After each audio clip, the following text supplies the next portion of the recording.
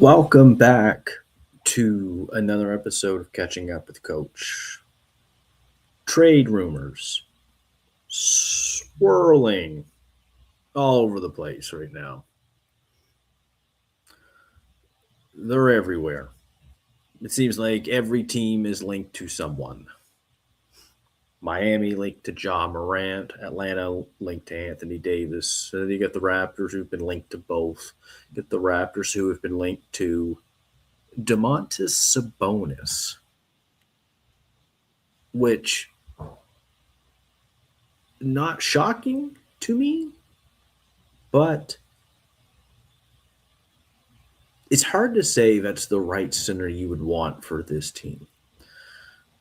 So, one of the last times that I did a show, I spoke about how getting Anthony Davis would make you the best front court in the East. I still believe that, actually. But there's always a catch, as it seems to be with Anthony Davis his health. Anthony Davis got his second opinion. Looks like he doesn't need surgery, but he's going to be out until March. Your season is from basically now until March. That's when your season will be decided, more or less. You can't afford to give up RJ and Pearl for Anthony Davis and expect to be competing in March. It's not going to happen. You will find yourself in the play-in tournament. I think that's a lot just to put on Scotty and Ingram with no center. So the Anthony Davis option is probably out the window at this point. I don't see it happening. I don't get why the Raptors would do that. And quite honestly, the money doesn't work. It's not a good fit. It's not, it doesn't make too much sense money wise. And the Raptors are in a money hit crunch right now. They're in the first luxury tax. They're trying to get under that before the trade deadline. I think they will, but they're going to have to probably sacrifice a draft pick, probably a second rounder to get under the tax. Ochai Abaji's been the one that's been rumored for like a year now, more or less. His value was really high last year. This year, it's terrible. 3-point percentage gone completely down the tubes. So is his field goal percentage. And I don't know about these Kansas guys, man. Grady Dick and Ochai were pretty good 3-point shooters in college, especially Grady Dick. And now these guys can barely get above 30% from three. That's not good for a team that has not been able to shoot the basketball since 2020. We needed those two guys to be able to shoot the basketball. Ochai, particularly with his corner threes, Grady with his all around offense, but Grady Dick is known for his shooting. And when you're not getting that type of offense from them, it's really hard. It's really hard to execute effectively. Because I don't expect Scotty or Pirtle, obviously, or CMB, even though CMB shooting ball pretty well this year, to give you that 3-point offense. Grady Dick was supposed to. Ochai was supposed to give you something. Based on last year, he looked pretty good. He started a lot of games. So there's a lot of guys who are hurt right now. Jacoby and RJ being two of them. Quickly might be out too, especially for tonight's game against Indiana, as of this recording. So why not start Grady Dick? What does Darko have against starting him right now? I don't get it. The guy started all year last year. Every game he started. Every game that he played, he started. He was second in sophomore scoring until about December, middle of December. And that's when Quickly and Scotty came back and the touches went down, the numbers went down. Still finished the year with about 14.5 points per game. But at one time, he was averaging about 20. What happened to that? And why has Darko changed his tune on Grady? Now, I get it. They want to play more defense. They have more of a defensive identity. So that means just throwing Grady's offense out the window. That doesn't make any sense. Grady's defense actually this year isn't too bad. It's the same as RJ Barrett's. I think they're both 11% in the 11th percentile, which not good, but it just goes to show he's not the only one not playing great defense, nor should we expect that from him. I find some of this is on Grady, don't get me wrong, but Grady went from starting to being on the bench to not getting as many touches, not getting as many minutes. You drafted him to shoot the basketball. I think that Darko needs to start him to try to get his offense back. You got no problem starting Ochai Agbaji, who's been terrible. You're starting Quickly and Shed now. That's like the Smurf backcourt. Mind you, their Shed is particularly tough on defense, and his offense has improved a lot this year. But at the end of the day, Grady Dick is 6'7". So why not give him an opportunity to play with Ingram and Scotty on the front line and Quickly? Because I tell you, if you get Anthony Davis and you have to trade RJ and Pirtle, it's him or Jacoby's got to start. And if you get Anthony Davis on this team, then you can clean up a lot of the mess. Your perimeter defense would be cleaned up a lot with Anthony Davis and Scotty out there when Anthony Davis is healthy. Big caveat. So why I wanted to start this one today was Sabonis. I've been a little apprehensive to a deal involving Sabonis. I don't really get it. But with AD, the money doesn't work. It doesn't work well. You have to add a lot of guys, and Dallas has 15 guys already. So if you do a 2-for-1, it's not going to work. Dallas has to include somebody else, or you have to get 3 teams involved to try to make it work. It has to be a super mega deal for an Anthony Davis. With Sabonis, it's not. Sabonis, I believe, is making $42 million this year. Obviously, that's a big chunk of money. But the thing is, we have the cap space, or I should say the roster, to make that contract work. So Sabonis is making $42 million this year. He's got 3 years left on his deal, and he's 29 years old. So he makes less than Anthony Davis, and he's younger than Anthony Davis. We know he's a better rebounder than Anthony Davis. And the scoring is comparable. It's not much difference in scoring. The only difference basically is the defense. Obviously, AD is all-world defensive. Sabonis is not. I don't think Sabonis is an absolute terrible defender, but he's kind of limited. He's not this big-time super athlete. But the thing is, when you offer Pirtle and Barrett for Sabonis, Sacramento can still throw another contract in to make it like a 2-for-2. Which I think would be good for the Raptors.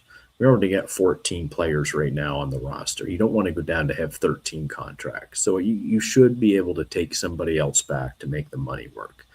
So I think there's a difference of about $5 to $6 million if you were to offer RJ and Pirtle for Sabonis. You probably have to take back Keon Ellis or Dougie McDermott, one of those guys.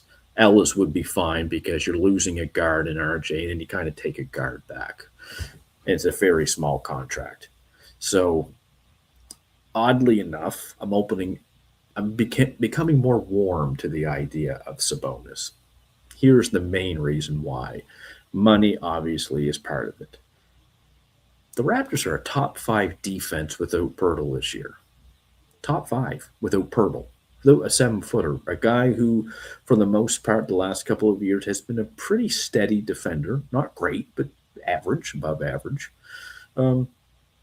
Sabonis is not as good of a defender as Pirtle, but he's a much better rebounder. You're good for 18 points, 13 rebounds a game with Sabonis, and many, many trips to the free throw line, where you get teams and bonus, and then you get your other good free throw shooters out there. Sabonis last year shot 42% from 3. Obviously, it's not on high volume, but at least he can keep the defense honest. Sabonis last year, I think, if I read correctly, Sabonis last year, like this year, he's averaging This is the wrong one. Okay, just give me a second here, people. Uh, Sabonis last year, I believe, was averaging around 18 to 19 points a game and about 13 rebounds. I think he was averaging about 7 assists. Like he looked like a bit of a mini Jokic out there. And obviously, Jokic doesn't defend much either. Sabonis is a better, or I guess they're comparable with rebounding. So I just want to check here for sure. Okay. So yeah, Sabonis last year averaged 19 points, 6 assists, and 14 rebounds a game. How many games have we watched where the Raptors get killed on the boards? How many? There's too many of them. He's not 7 foot, but he plays bigger than what he is, similar to CMB. Sabonis takes up a lot of yardage in the paint. He's about 6'10, 240, 250, lefty. He's pretty rough and tumble. Like he's not scared to get physical. I think this team actually could use a bit more physicality, quite honestly. Sabonis does offer that. We know he can pass out of the post. I can imagine he is the type of center Darko wants for his offense. So the question is, if you were to acquire Sabonis, are you still going to be a top 5 defensive team? My argument would be yes, but if you're still able to get another big. So basically, if you're able to flip Ochai and you try to get yourself a Nick Richards or a Day'Ron Sharp, you just try to get bigger with someone. You're eventually going to need an athletic big at some point. So I think you can offset Sabonis, providing you have that. But think about it for a second. Sabonis and Scotty, it can't be worse than what you have right now. I still think you can be a top 5, top 10 defensive team, but I think your offense definitely goes up, and your rebound numbers go up, and your free throw numbers go up. I think the Raptors should really entertain this. I'll probably be alone on an island on this, but I think if there's a deal there for Sabonis, I think you can make it work. It's not ideal. I would prefer someone 7 foot, but you want to keep going with a 6'6" center or a 6'8" center? Or do you want someone who's proven at 6'10" to grab you double doubles every season? Someone who can get you 5 to 6 assists a game. Because right now he's averaged, his numbers are down a little bit this year, but he's still giving you 17 and 12. This is on a terrible Sacramento team that's going nowhere at all. They're not going anywhere. So it's going to be interesting. I guess I'm warming up to the idea of Sabonis on this team. Effie, good to see you. What would we trade for Sabonis? Obviously, Pirtle and RJ can make the money work. And Sacramento would still have to give up another player to really make the money work. So you'd have to take on a small contract. One of the reasons why this can work with him and not AD is it's hard for AD because he makes so much more money and we have to give up so many more players to make the money work, unless you get a third team involved. With Sabonis, you give up 2, they give up 2. I'm not even say I'm for trading RJ. People know I love RJ Barrett. I get it. But if they're just going to throw him and Quickly and Pirtle and every trade package together, I'm just thinking of the psyche of the player. You're probably not liking that too much. So you get to a point, well, just trade me. And in the case of Pirtle and that extension, I know my man Mouth of the North is the worst extension in franchise history. He's got a point. I've never heard of a 30 to 31-year-old get a 4-year extension who's not a superstar, not even a star, quite honestly. Someone like Sabonis or AD, obviously I get it because those guys are all stars. I've never heard of that, of someone and then getting a huge pay raise from that. Only the Raptors could do something like that with Pirtle. And now you're paying the price. Now he's got back issues. And I think I saw S tweet out today how looking more at Sabonis and Davis is not just the upgrade of them, but it's the concern of Pirtle's back injury. And I think they have a point on that.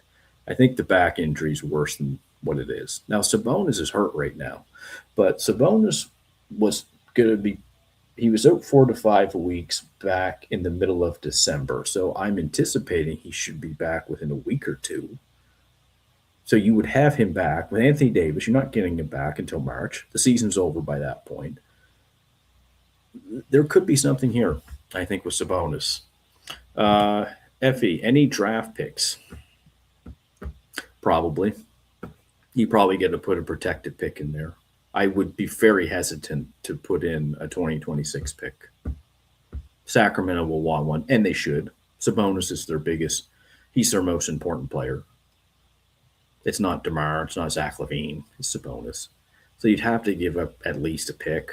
You might have to even give them two. I don't know. Two might be too much, but that's what they're going to want. Why this might work, though, is Scott Perry. He's the GM of the team. He's the former GM of the Knicks. He drafted R.J. Barrett and Emmanuel Quickly, so he knows those guys. R.J. Barrett has been linked to Sacramento for some reason, or I don't say for some reason, but they like R.J. They really do. So that's your ticket in to getting Sabonis has to be R.J. Pirtle is in there to make the money work, but why would they want his extension? That's why we have to give up picks. If Pirtle did not have that extension, you probably would not have to give up picks, but you're probably going to have to give up a pick or two. Effie, I agree. I wouldn't want to either. It's going to depend on how they view this year, though. If they think they can get Sabonis back and they're going to make a run in the East, then that 2026 pick is going to be like the 25th pick in the draft. Late first round. That's why you got to put protections on it at the very least. You got to make that lottery protected. So if you do stink and you fall off a cliff, at least you can keep your pick. That's what I would be looking to do. If it's coming down to picks, you got to put protections on it. They're still getting RJ. They're still getting Pirtle if he ever gets healthy. He's a serviceable center, but it's hard with the back injury. The main deal for this is RJ for Sabonis. But another problem with this is that they already have DeMar and Zach LaVine. So DeMar or Zach LaVine would have to be dealt somewhere else. There are a lot of obstacles in a deal with Sabonis, but in terms of money, it works perfect. Pirtle and RJ, Sabonis and Keon Ellis, and you got yourself a deal. The Raptors get under the first tax. Bob's your uncle. Effie, thoughts on Anthony Davis now that he is not undergoing surgery? That is still a tough one because he's going to be out like 6 weeks. So he's basically out till March. From now until the end of February, you're going to know exactly where you're going to have an idea where you're going to land in the playoffs. Do you want to give up RJ and Pirtle for no AD till March? That would be difficult. At least I know with Sabonis, he'll probably, if you were to trade for him today, for example, he'd probably be playing by the end of the month, by the end of January. You can make it, you'd have a better assessment then. There are certainly pros and cons to all of this. I did say about how Davis, Ingram, and Barnes would be the best front court in the East. I still believe that, honestly, if you made the deal. The problem is with this Anthony Davis injury, it puts things in a time crunch because you could lose your season in that time that he's going to miss. With Sabonis, you're probably not going to lose it. He's probably going to come back at a right time which you need somebody. I just don't know the severity of his injury. I know it was a bad knee injury for Sabonis. He's been out quite a while. I think he's only played in 11 games this year. There's that too. He's played in like less games than Pirtle maybe. But Sabonis for his career though, he's pretty much since he's arrived in Sacramento been good for 80 games a year. 79 in 2023, 82 2 years ago, played all 82 games. He had some pretty impressive numbers, 19 points, 8 assists, 13 rebounds, about a steal, half a block. 38% from three, 42% from three last year. So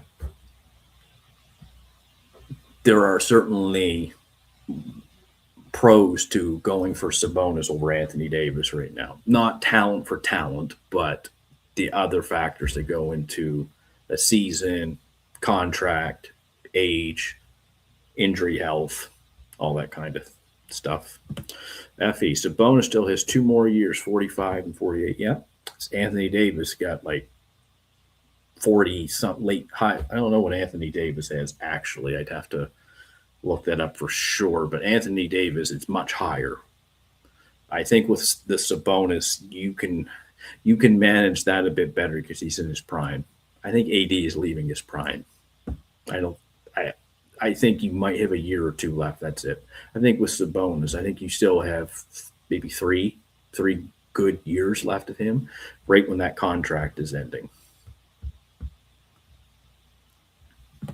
For Sabonis, I am protecting the pick. We still need a point guard. Ideally, the Quickly contract is becoming a problem. Now, I like Quickly, and I like the skill set that he brings for this team. Even with either deal, with Davis or Sabonis, you still probably need Quickly, unless you're getting a point guard who can still shoot. Because I don't know if Ja Morant is the answer at 20% from three. It's been such a disappointment for our wing shooters this year. Grady, Ochai. RJ's been hurt. I'm not blaming him. Ingram's been 35% roughly. I mean, he's not really known as a three-point shooter. James and Battle had the one good game against Cleveland. I like Battle. And Dark was given a few opportunities. But, I don't know what it is with shooting. I don't think Mamu's been as very good lately as well, shooting the three. Shed's been pretty good this year. He's been all right. Scotty's been fine. I'm glad that Scotty's not taking 10 threes a game or Darko telling him to do that. So there are some things that Sabonis could really help this team with. I think he could help it with the offense. I think he can help with the rebounding. Is he going to help with rim protection? No. How do you view Scotty? Do you view Scotty as your rim protector? Can you live with him being your rim protector? Can you live with CMB doing some rim protecting? I think it would be important that, let's just say hypothetically you were to acquire Sabonis and you keep your pick. Unlikely, but let's just say you do. You have to get a rim protecting center to balance out this team. Korsenik out of Houston. Shared today. I like him. 6'10", 6'11". Reminds me a little bit of a Khalil Ware. But I think he's more grounded, more coachable, that kind of thing. So, yeah. Well, we're going to stop the stream there. Thank you, everybody.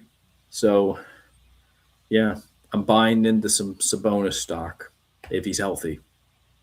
I get it. Or not I get it. If it's a way to get off the bad extension that Bobby gave out, and you get someone who can help with the rebounding right now, if you can get someone who can help with the scoring, if you can get somebody who can help with the offense, which is Sabonis, I think it's worth looking into. That's for sure. You're already top 5 defense without a center. I don't think Sabonis is going to be so bad that you become a bottom 10 team.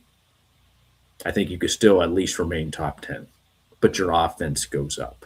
I think your offense gets a lot better, and you just get more opportunities of scoring because the guy lives in the paint and he lives at the free throw line. So, anyways, thank you very much, everybody. Please take care, and we'll see you next time.